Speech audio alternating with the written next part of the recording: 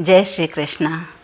वशीकरण से संबंधित बहुत सारे वीडियो आप YouTube पे देखते होंगे, जिसमें ये बताया जाता है कि अगर आप किसी को पाना चाहते हैं तो आप कुछ ऐसे प्रयोग कर दें जिससे कि वो आपके वश में हो जाए। जैसे कई बार ये बताते हैं कि उसका नाम लिख के आप वहाँ पे रख दें और ये 3 शब्द का मंत्र बोल दें। कई बार कुछ लोग ये प्रयोग बताते हैं कि एक धागे में 7 गांठें लगा दें और उस व्यक्ति को पहना दें, तो वो व्यक्ति वही करेगा जो आप चाहते हैं। तो क्या इन प्रयोगों में वाकई में कोई सच्चाई है? इन प्रयोगों के द्वारा वशीकरण संभव है या नहीं? इन सब बारे में आज हम आपको जानकारी देंगे। साथ ही वशीकरण से संबंधित और भी महत्वपूर्ण जानकारी हम आपको देंगे कि वशीकरण किन परिस्थितियों में किया जाता है और वशीकरण किसी की भलाई के लिए किया जाता है तब उसका क्या प्रभाव है, और जब वो किसी के ऊपर बुरा असर डालने के लिए, उसके बुरे के लिए किया जाता है तो उसका क्या प्रभाव पड़ता है।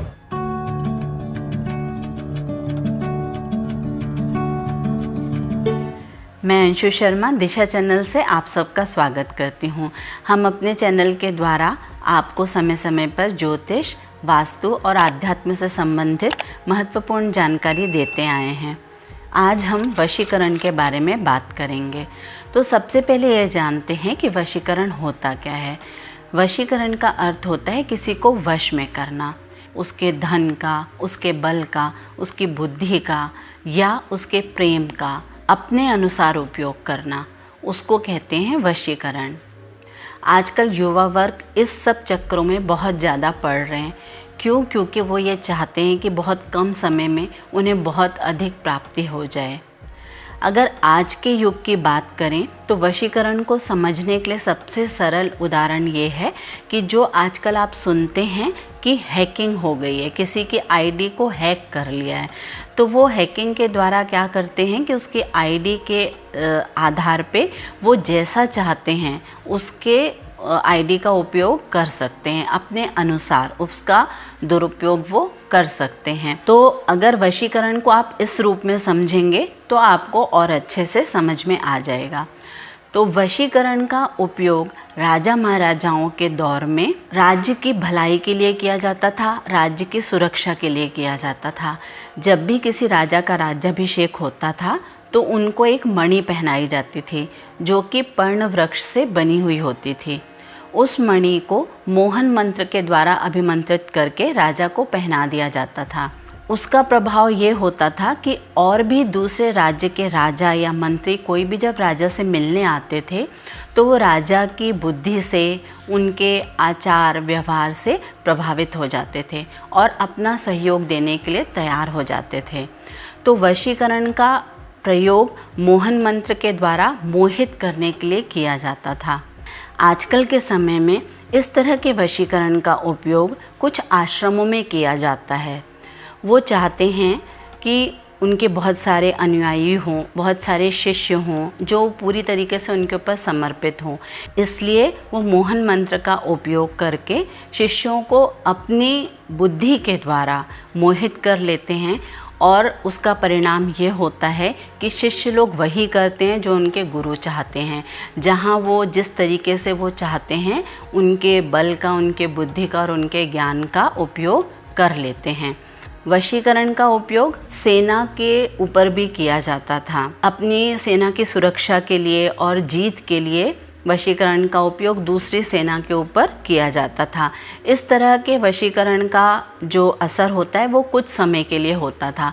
तो जब कोई सेना आमने सामने होती थी और अगर उनके ऊपर इस तरह का प्रयोग किया जाता था वशीकरण का, तो उस दूसरी सेना को ये लगता था कि इनका कौशल बहुत अच्छा है, ये बहुत शक्तिशाली हैं, तो हम इनसे नहीं जीत पाएंगे। तो इस तरह से वो उनके कौशल से प्रभावित हो जाते थे और हार जाते थे। इसी तरह युद्ध में जो रणदुंभी बजाई जाती है उसमें स्वर के द्वारा वशीकरण किया जाता था। तो जैसे ही वो रण की दुंभी बजती थी तो दूसरी सेना के जो सैनिक होते थे वो अपना बल छोड़ देते थे, मतलब उनका बल हर लिया जाता था उसके द्वारा। उनको लगता था कि हम बहुत कमज़ोर हैं और सामने वाली सेना बहुत शक्तिशाली है, तो वो इस डर से, इस भय से रण क्षेत्र छोड़ के भाग जाते थे। तो वशीकरण का उपयोग सिर्फ किसी गलत काम के लिए नहीं किया जाता था, अपने राज्य की सुरक्षा और किसी चीज़ पे जीत हासिल करने के लिए वशीकरण का उपयोग किया जाता था। कुछ लोग वशीकरण का उपयोग धन प्राप्ति के लिए भी करते आए हैं, जैसे कि उनको ये लगता था कि इस व्यक्ति के जाने के बाद ये पूरा धन हमें मिल सकता है, तो वो उस व्यक्ति को मारने के लिए वशीकरण का उपयोग करते थे और उसका धन पूरा हड़प लेते थे। जो कुछ दुष्ट प्रवृत्ति के लोग होते हैं वो अपनी नफ़रत के चलते भी दूसरों को मारने के लिए वशीकरण का उपयोग करते हैं। तो इस तरह से वशीकरण का उपयोग कई तरह से होता आया है। वशीकरण का उपयोग करके कई बार बहुत विकट समस्याओं से भी निपटा जा सकता है, जैसे कि अगर किसी को कोई बुरी आदत हो गई है, वो किसी बुरी संगत में पड़ गया है, किसी नशे का आदी हो गया है, तो भी उसके ऊपर वशीकरण मंत्र के द्वारा वशीकरण करके उसकी बुद्धि को परिवर्तित किया जा सकता है। तो इसका मतलब ये है कि वशीकरण सिर्फ किसी को प्यार करके उसको पा लेना या किसी को अपने कब्जे में कर लेना और अपनी बात मनवा लेना से बस संबंधित नहीं था। आज वशीकरण का रूप पूरी तरीके से बदल दिया गया है। हर किसी को ये लगता है कि वशीकरण कोई गलत चीज़ है या वो वशीकरण के द्वारा किसी ने किसी को वश में कर लिया है और परिवार बर्बाद हो रहे हैं या लोग दूसरों के बहकावे में आ रहे हैं। तो अगर वशीकरण का उपयोग किसी अच्छे काम के लिए किया जाए तो ये बहुत प्रभावशाली प्रक्रिया होती है। और अगर किसी गलत इंटेंशन से किया जाए, अगर किसी गलत भावना से आप किसी के साथ ऐसा कर रहे हैं, तो उसका प्रभाव जितना उस व्यक्ति के ऊपर पड़ेगा उतना ही आपके ऊपर भी पड़ेगा। उम्मीद है आप वशीकरण का अर्थ समझ गए होंगे। अब हम आपको ये बताना चाहेंगे कि वशीकरण तंत्र, मंत्र और यंत्र के द्वारा किया जाता है और वशीकरण बहुत ही कठिन प्रक्रिया है। ये इतनी आसान प्रक्रिया नहीं है कि आप ये सरल छोटे छोटे उपयोगों के द्वारा इनको प्रयोग में लाके और किसी को अपने वश में कर लें।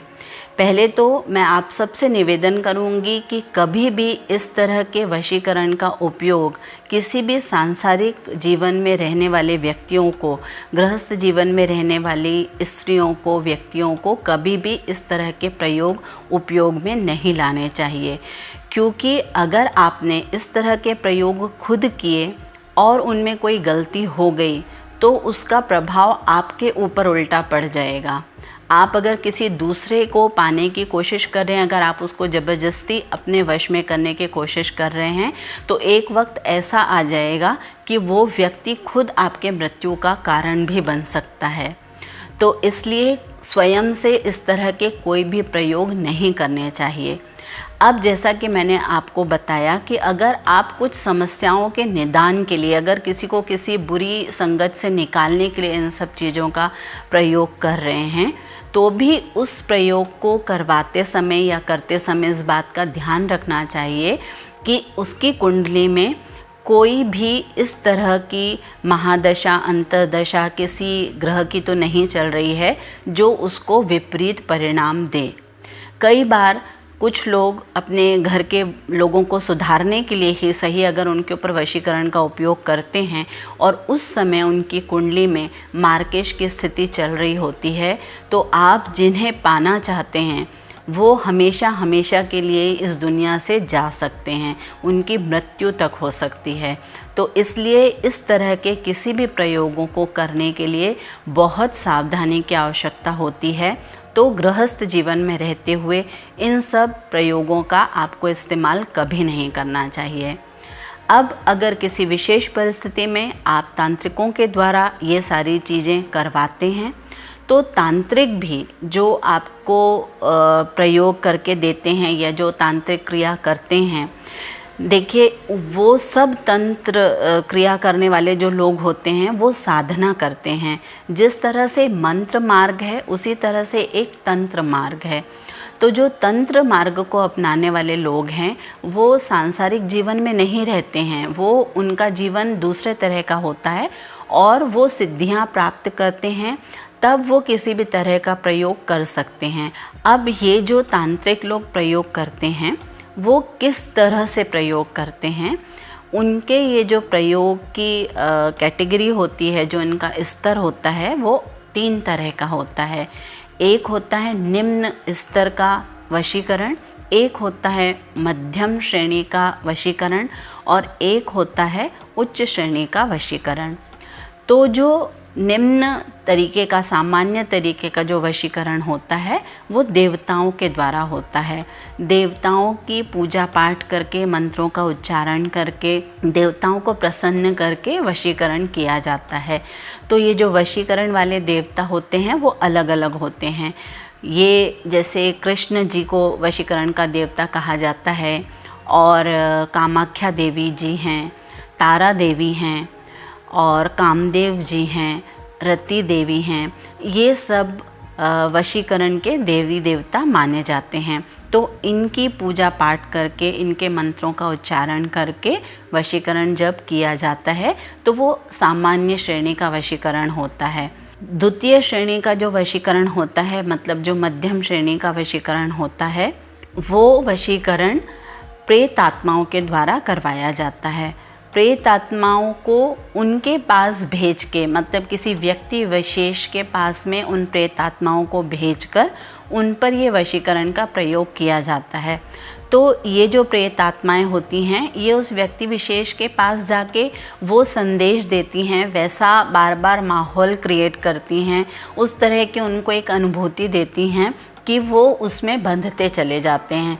जैसे कि वो बार बार उस व्यक्ति का ध्यान उनके मन में लाएंगे, या अगर वो किसी को किसी बुरी संगत से दूर करना चाहते हैं तो वो बार बार उनके मन में ये ख्याल लाएंगे कि ये चीज़ें गलत हैं या ये चीज़ सही है। तो इस तरह से प्रेत आत्माएं लोगों के संपर्क में आके उनके मन में वो आते हैं और बुद्धि को वो परिवर्तित करते हैं। ये मध्यम श्रेणी का वशीकरण होता है।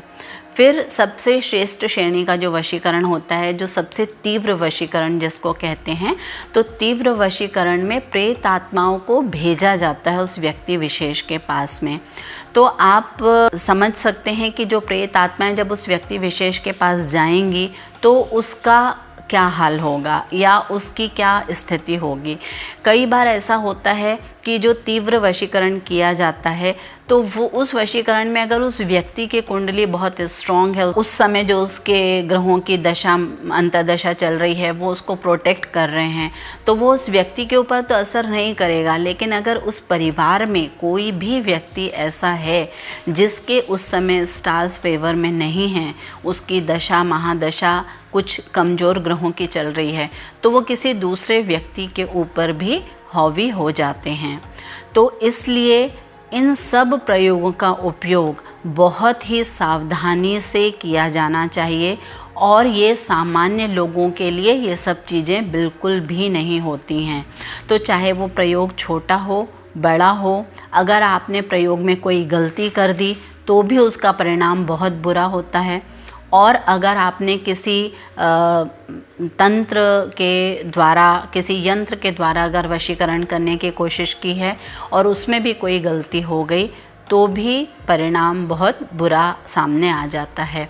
तो इसलिए ये वशीकरण के द्वारा जितनी भी चीज़ें बताई जा रही हैं यूट्यूब में, इन सब चीज़ों को प्रोत्साहित ना करें, इनको ना देखें और ना इनकी बातों में आएं। हमेशा से हमारी कोशिश यही रही है कि हमारा जो धर्म है, हमारे जो संस्कृति है, उसको अच्छे रूप में लोग समझें, उसको अंधविश्वास की तरह ना लें। पूरे ब्रह्मांड में बहुत सारी दिव्य शक्तियाँ विद्यमान हैं। यही शक्तियाँ किसी का जीवन भी बदल सकती हैं और यही शक्तियाँ किसी के मृत्यु का कारण भी बन सकती हैं। इसलिए जिसका जो काम है उसको वही करना चाहिए। ये जो तंत्र मार्गी लोग होते हैं ये बहुत कठिन तप करके वहाँ तक पहुँचते हैं, तो उनकी बराबरी करके और अगर सोचते हैं कि ये सब आपके लिए संभव है, आप कर सकते हैं, तो ये बिल्कुल गलत है। इसलिए परिवार में प्रेम पूर्ण वातावरण रखें और प्रेम से ही सबको वश में करने की कोशिश करें। धन्यवाद। जय श्री कृष्णा।